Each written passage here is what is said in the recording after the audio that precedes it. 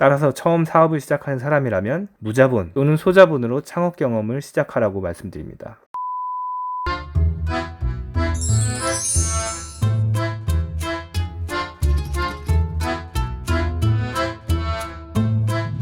예비 창업가는 처음 경험하는 창업이다 보니까 뭐를 어떻게 해야 하는지에 대한 감이 없는 경우가 많은데요.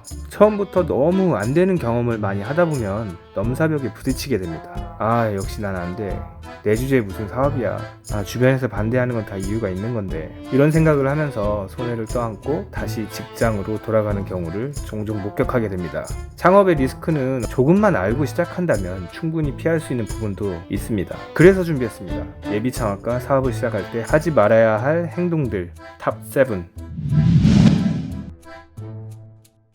주식도 왜 남의 말만 듣고 투자했다가 손해보는 경우가 많잖아요. 이런 일이 의외로 큰 자금 투자가 들어가는 창업에서도 벌어집니다. 예를 들면 대박 아이템이라는 지인 말만 듣고 사업을 덜컥 시작하게 되는 거죠. 근데 우리가 시작할 때는 그 아이템이 정점을 찍고 하락 추세로 갈 수도 있단 말이죠. 하락 추세인지 알면 빨리 털고 나오면 되겠지만 그 손절매도 감이 있어야 빠져나온 시점을 찾는 건데 처음이다 보니까 잠깐 이러다가 좋아지겠지 뭐 이런 생각으로 모르니까 눈 뜨고 손해가 불어나는 경우가 많습니다. 창업자가 최소한 본인의 사업 모델은 잘 이해하고 있어야 합니다. 너무나도 당연한 말이죠.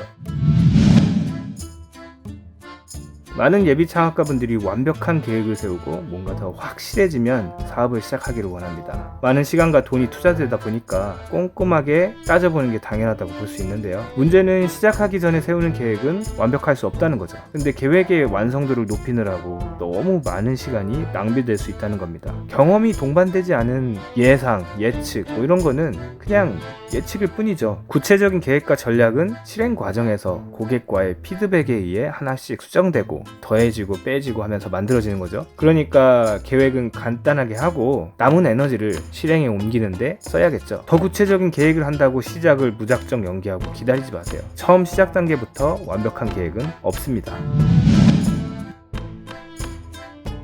처음부터 돈을 어떻게 써야 할까 고민하지 마세요. 사무실을 얻고 업무용 차량을 구입하고 시설을 갖추고 등 물론 사업의 규모가 커지면 당연히 필요한 요소들이지만 아무것도 없이 시작할 수 있는 방법도 많이 있습니다. 더 집중해야 할 부분은 첫 매출을 만들어 보는 겁니다. 이익을 창출하고 매출이 커지면 수익도 늘어나니까 자연스럽게 더 많은 직원이 필요할 테고 사무실 등 여러 가지가 필요하겠죠. 그럼 회사가 감당할 수 있는 수준으로 하나씩 갖춰가면 되겠습니다. 창업자에게 처음 필요한 투자는 성급한 자금 지출이 아니라 시간과 노력입니다.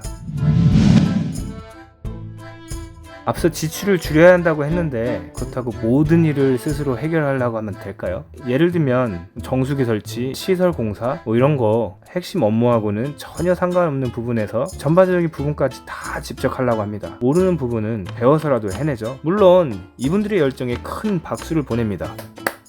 그리고 본인의 능력을 쌓고 비용도 아낄 수 있으니까 나무랄 수 없어 보이죠. 근데 좀 산만하지 않나요? 우선순위 없이 너무 많은 일을 하려고 하다 보면 정작 필요한 핵심 업무를 놓치는 경우가 생기게 됩니다. DIY를 하더라도 확실한 전략 안에서 나와야 하는 거죠. 새로운 기술을 배운다 하더라도 기대할 수 있는 효과를 비용으로 따져봤을 때 어떤 게 더 큰지 우선순위가 있어야 된다는 거죠. 사업을 운영하는 사장님이라면 내 시간도 큰 비용이라는 점을 잊으면 안 됩니다.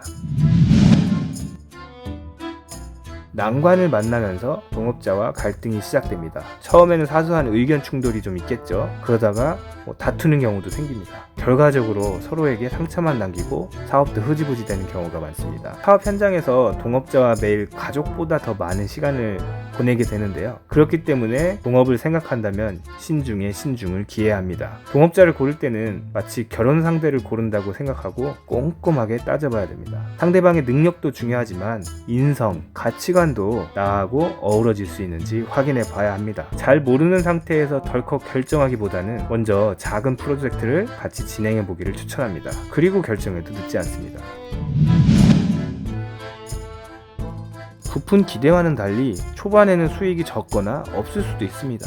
처음에 기세 등등했던 자신감은 없어지고 주변 지인과 친구들 앞에서도 애써 밝은 척하기도 점점 힘들어지죠. 이런 과정은 창업에 처음 도전하는 사람이라면 대부분 겪게 되는데요. 제 아무리 빌 게이츠나 스티브 잡스, 마크 주커버거라도 다르지 않았습니다. 차이가 있다면 이들은 이런 상황에서 문제를 해결하려고 노력했다는 거죠. 방법을 찾기 위해 다양한 수단을 동원합니다. 책, 멘토, 세미나, 강의 뿐만 아니라 요즘은 인터넷에도 좀만 찾아보면 방법이 널려있죠. 스스로 한계라고 느꼈던 것들을 하나씩 깨보세요.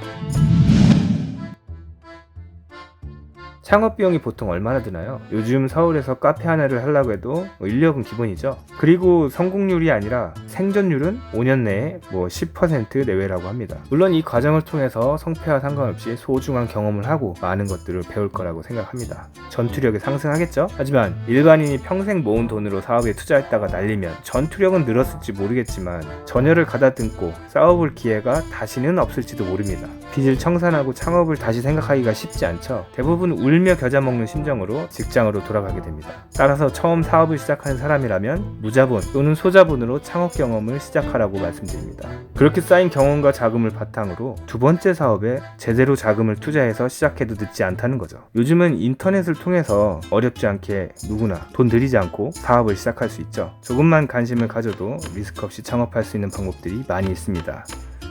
자, 오늘은 여기까지 하겠고요. 이외에도 무자본 창업에 관한 구체적인 정보가 궁금하시다면 지금 미핑 캠퍼스에서 찾아보세요. 감사합니다.